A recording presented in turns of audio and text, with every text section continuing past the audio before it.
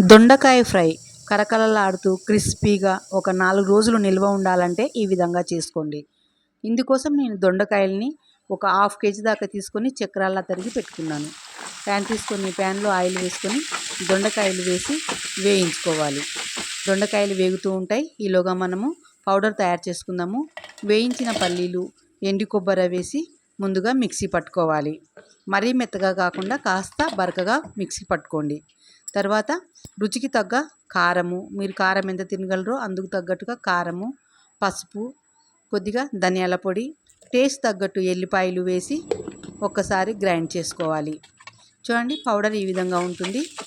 చూడండి దొండకాయలు కూడా మనకి ఇక్కడ వేగిపోయినాయి. ఇప్పుడు మనము ఈ పౌడర్ వేసి బాగా కలుపుకోవాలి. చివర్లో మన టేస్ట్ తగ్గట్టు ఉప్పు వేసి కలుపుకుంటే సరి.